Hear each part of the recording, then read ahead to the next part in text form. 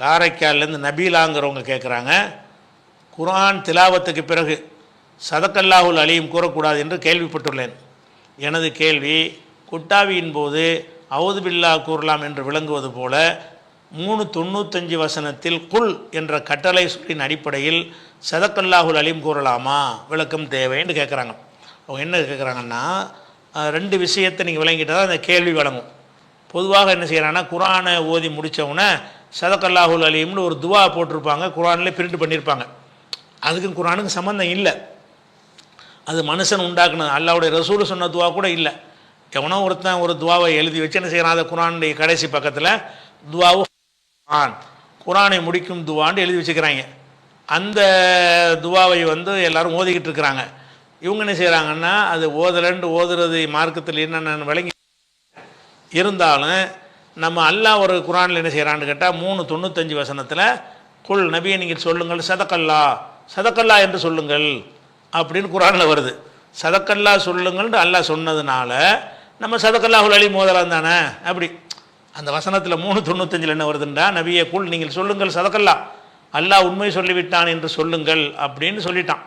அதன் அடிப்படையில் நம்ம என்ன செய்வோம்னு கேட்டால், சதக்கல்லா சொல்லி அல்லாஹ்வே சொல்லிவிட்டான், அதனால தான் நாங்கள் சதக்கல்லாஹுல் அலீம்ங்கிறத ஓதுறோம் அப்படின்னு எடுத்துக்கொள்ளலாம் தானே. அதே மாதிரி கொட்டாய் விடும்போது ரசூல்லா அவுது பில்லா சொல்லலை, அடக்கத்தான் சொன்னாங்க. ஆனால் குர்ஆனில் என்ன கட்டளை இருக்கிறது, நீங்கள் சைத்தானுடைய தீண்டுதல் வந்துச்சின்னு சொன்னால் சைத்தானிடமிருந்து நீங்கள் அல்லாட்ட பாதுகாப்பு தேடிக்கொள்ளுங்கள்னு வசனம் இருக்கிறது. அந்த வசனத்தை வைத்து நம்ம என்ன செய்கிறோம், கொட்டாய் விடும்போது அவுது பில்லாஹி மினஷ் ஷைத்தானிர் ரஜீம் சொல்லலாம்னு நம்ம சொல்கிறோம்ல. அதே மாதிரி குர்ஆன்லேயே எல்லாம் அனுமதிச்சிருக்கிறான்ல சதக்கல்லான்னு சொல்லி, அதனால இந்த சதக்கல்லா ஓதலாம் அப்படிங்கிற மாதிரி என்ன செய்கிறாங்க, அவங்க சொல்லி கேட்குறாங்க. இதில் ரெண்டு விஷயம் இருக்குது. ஒன்று என்னென்னு கேட்டால், இந்த வசனத்தில் சதக்கல்லா சொல்லுங்கள்னு சொல்கிற வசனம் இருக்குல்ல, இந்த வசனமும் ஷைத்தானுடைய தீண்டுதல் வந்தால் அவன்கிட்ட பாதுகாப்பு தேட சொல்கிற வசனமும் ரெண்டுக்கு சம்மந்தம் கிடையாது. ரெண்டுடைய ஸ்டைலும் வேறு வேறு மாதிரி இருக்குது. அந்த கொட்டாவிக்கு சொல்கிற அந்த வசனம் சொல்கிறோம்ல, அதில் எப்படி வருதுன்னு கேட்டால், இம்மா என்சகன்னக்க மினஷ் ஷைத்தான் நஸ்குன், ஷைத்தானிடமிருந்து ஒரு தீண்டுதல் உனக்கு ஏற்படுமானால் ஃபஸ்தைது பில்லாஹி, அல்லாஹ்விடத்தில் நீ பாதுகாப்பு தேடிக்க, ஷைத்தானை விட்டு அல்லாட்ட பாதுகாப்பு தேடுங்கிறான். அப்போ எந்தெந்த காரியங்கள் ஷைத்தானுடைய காரியம்னு தோணுகிறதோ அப்போதெல்லாம் அல்லாட்ட பாதுகாப்பு தேடுங்கள்ங்கிறது தெளிவான வழிகாட்டுதலை அது சொல்கிறது. அதனால அவுது பில்லா நம்ம என்ன செய்கிறோம், நம்ம சொல்லிக்கிறோம். இந்த சதக்கல்லாங்கிறது இருக்குல்ல, அது என்னத்துக்கு சொல்லப்படுது, எப்போ இந்த சதக்கல்லா சொல்லணும், குர்ஆனை முடிக்கும் போது சதக்கல்லா சொல்லணுன்னு இருக்குதா, இல்லை. அல்ல எந்த சந்தர்ப்பத்தில் இதை சொல்லணும்ன்றா அதில் இருக்குதாண்டா, இல்லை. இது எந்த இடத்தில் வருதுன்னு கேட்டால், அந்த சதக்கல்லா எந்த இடத்தில் வருகிறதுன்னு விளங்கி கொண்டோம்னு சொன்னால் இதை ஒரு ஆதாரமாக நம்ம காட்ட முடியாது. அது எந்த இடத்துல வருதுன்னா 395 தான் இந்த சதக்கல்லாண்டு வருது. 95க்கு முன்னாடி 93லேருந்து பார்க்கணும். 93, 94, 95 3 ஒன்றோடு ஒன்று தொடர்புடைய வசனங்கள். அப்போ 395 விளங்குறதா இருந்தால் ஒரு 93லேருந்து பார்த்துட்டு வரணும். 92லேருந்து கூட பார்க்கணும். அப்போ 93ல் என்ன வருதுன்னு கேட்டால், ரசூலுல்லாஹ் காலத்தில் யூதர்கள் இருந்தாங்க. அந்த யூதர்கள் என்ன பண்ணாங்க என்று மதீனாவில் இருந்தாங்க. அவங்க என்ன செஞ்சாங்கன்னு கேட்டால், ஹலாலான பல விஷயங்களை அந்த மத குருமார்கள் சொல்ல கேட்டு ஹராமாக்கி வச்சுருந்தாங்க. மாட்டுறைய பின்பக்கத்தை சாப்பிடக்கூடாது, முன்பக்கத்தை சாப்பிடக்கூடாது, அப்படி இப்படின்னு பல விஷயங்கள் நினைஞ்சாங்க. அவங்களா ஹராமாக்கி வச்சுருந்தாங்க. முயல் சாப்பிடக்கூடாது அப்படின்னு நிறைய விஷயங்களை அன்றைக்கு இருந்த யூதர்கள் அவங்களுக்கு ஹராம் என்று ஆக்கி வச்சுருந்தாங்க. அதுக்கு அல்லாஹ் என்ன செய்யலாம், கவுண்டர் கொடுக்குறான். குல்லு தாமிக்கான ஹில்லலி பனி இஸ்ராயில், எல்லா உணவுகளுமே பனி இஸ்ராயலுக்கு ஹலாலத்தனப்பா இருந்துச்சு. மின்க இல்லாமல் ஹர்ரம இஸ்ராயில் அலா நப்சிஹி, இஸ்ராயில்னா யாக்கூப் நபியுடைய இன்னொரு பேர். யாக்கூப் நபி அவர்கள் தனக்கு ஹராமாக்கி இருந்தாரே அதை தவிர, அதுவும் எப்போ ஹராமாக்கி இருந்தார்னா மின் கபடி அன்து நஸல தௌராத் இறக்கப்படுவதற்கு முன்னாடி அவராக சில உணவுகள் பிடிக்காமல் ஹராமாக்கிட்டார். தௌராத் இறங்கினவுன்னு அதுவும் அடிபட்டு போச்சு. அப்போ உங்களுக்கு இதெல்லாம் ஹராம் ஆக்காத ஒன்றையெல்லாம் நீங்கள் என்ன ஹராமுங்கிறீங்க, உங்களுடைய தௌராத்தில் நான் அப்படி ஹராம் ஆக்கலையே அப்படின்னு நல்லா சொல்லிவிட்டு, கூல் நபியில் நீங்கள் சொல்லுங்கள், ஃபாத்துபி தௌராத்தை கொண்டு வா, ஃபத்லு அதை படித்து காட்டு, இன்கொண்டும் சாதிக்கேன், நீங்கள் உண்மையாளர்களாக இருந்தால் தௌராத்தை கொண்டு படித்து காட்டு. அப்போ தௌராத்தில் இந்த இவங்க எதையெல்லாம் ஹராம்னு சொல்கிறாங்களோ அது இல்லை. ஆனால் இன்னைக்கு தௌராத்துன்னு சொல்கிறாங்கல்ல, இந்த தோராங்கிறாங்கல்ல, அதில் இருக்குது. ஆனால் அன்னைக்கு இது பின்னாடி சேர்த்துருக்காங்கன்னு விளங்குறது. ரசூலுல்லாஹ் காலத்தில் இருந்த அந்த தௌராத்தில் வந்து இந்த விஷயம் இல்லை, இதை சாப்பிடாத அதை சாப்பிடாதேங்கிற விஷயம் வந்து கிடையாதுங்கிறனால சேலஞ்சு பண்ணுறான். அந்த மக்கள்கிட்ட சேலஞ்சு பண்ண எடுத்துக்கோ, நான் காட்டுறவன் தௌராத்தை, இது ஹராம் அது ஹராமுங்கிற தௌராத்தில் இருக்குதா, கொண்டு வா பார்ப்போம் அப்படின்னு சொல்லி சொல்லிவிட்டு, அப்போ அல்லாஹ்வின் மீது பொய்யை இட்டு கட்டுறவன அநியாயக்காரன் யார் இதெல்லாம் சொல்லிவிட்டு அதுக்கடுத்து குல் சதக்கல்லா நபி நீங்கள் சொல்லுங்கள், அவங்கள்ட்ட நம்ம சவால் விடுறோம். தௌராத்தில் இல்லைன்னு சவால் விடுறோம். அவன் இருக்குன்னு மக்களை ஏமாற்றிட்டு இருக்கிறான், சவாலுக்கு வரமாட்டேங்கிறான். அவன் சொல்கிறது சரியா அல்லாஹ் சொல்கிறது சரியான்னு ஒரு கொஸ்டின் இங்கே எழும்புகிறது.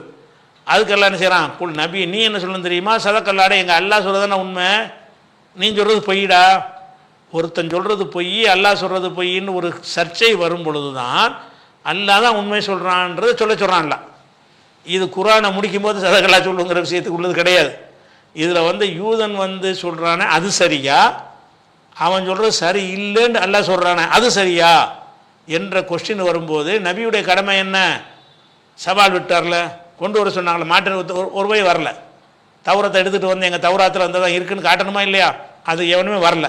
அப்போ அதுக்கெல்லாம் என்ன செய்யறான்டா, நபி நீங்கள் சொல்லிடுங்க சதக்கல்லா, அல்லாஹ் தான் உண்மை சொன்னா, நீ பொய் சொல்கிற, நீ சொன்ன அடுத்தவனை பொய்யாக்குவதற்காக வேண்டியும் அல்லாஹ் வந்து அவனுக்கு எதிராக வச்ச விமர்சனத்தில் உண்மையை சொல்லியிருக்கிறான் என்பதற்காக வேண்டியும் தான் சதக்கல்லா சொல்லுன்னு அல்லாஹ் சொல்கிறான். சதக்கல்லான்னா அல்லாஹ் சொன்னது தான் உண்மை, அல்லாஹ் சொன்னது உண்மைன்னு ஒவ்வொரு இடத்துலையும் சொல்லிட்டு இருக்கக்கூடாது. எந்த இடத்துல சொல்லணும், அல்லாஹ் சொன்னது உண்மையா அவன் சொல்கிற உண்மையாண்டு எங்கே ஒரு கேள்வி வருகிறதோ, ஒரு சர்ச்சை வருகிறதோ, அந்த இடத்தில் இதை பயன்படுத்த சொன்ன ஒரு விஷயம், அவ்வளோதான். நீங்கள் என்ன பண்ணுறீங்கன்னா, குர்ஆன் ஓதி முடித்த பிறகு சதக்கல்லாஹுல் அலீம்ன்ற ஒரு துவா ஓதுறீங்கல்ல, அந்த துவாவுக்கு இது ஆதாரமாக காட்டுறீங்க. இந்த சதக்கல்லாஹுல் அலீம்ங்கிற துவா இருக்குல்ல, குர்ஆனை முடிக்கும் துவா, அந்த துவா வந்து யார் சொல்லி தந்தா உங்களுக்கு? இதில் வந்து சதக்கல்லா சொல்லுன்னு தானே இருக்குது. நீங்கள் சதக்கல்லாஹுல் அலீம் அப்படி இப்படின்னு நினைந்தவோ போட்டுட்டு என்ன செய்கிறீங்க, ஒரு பெரிய கோரிக்கை மாதிரி அல்லாட்ட வைக்கிறீங்க, பெரிய துவாவை ஓதுறீங்க. துவாங்கிற முறையில் திக்ருங்கிற முறையில் எதை ஓதுனாலும் அது அல்லாஹ்வும் ரசூலும் சொல்லியிருக்கணுமா இல்லையா? குர்ஆனை முடிக்கும்போது இந்த சதக்கல்லாங்கிற ஹத்முல் குர்ஆன் துவாவை ஓதுங்கன்ற சொல்ல சொன்னாங்களா? இல்லை. இவங்கெல்லாம் எவன் சொன்னான்னு தெரியல. அதை வந்து சஹாபாக்களில் யாரும் சொல்லவும் கிடையாது, நாலு இமாம்களில் யாரும் சொல்லவும் கிடையாது. எவனோ ஒரு மண்டையில் ஒருத்தனை தோழடிக்க நெஞ்சிருக்கிறான், அவனா அரபியில் எழுதி வச்சு இது நல்ல துவான்னு சொல்லி மக்கள்கிட்ட பரப்பி அதை குர்ஆன்லையும் அச்சிடுற அளவுக்கு செல்வாக்கு செலுத்தி குர்ஆனுடைய லாஸ்ட்டில் வச்சு அதை வேற அச்சிட்டு விட்டுருக்குறாங்க. அதில் என்ன தமாசை தெரியுமா, அதில் அந்த அர்த்தத்தை பார்த்தாலேயே கேலி கூத்தாக இருக்கும். எப்படின்னா, உதாரணமாக ஒரு எந்த ஒரு சொல்லாக இருந்தாலும் ஒரு அரபு அரபு எழுத்தை கொண்டு தானே இருக்கேன்.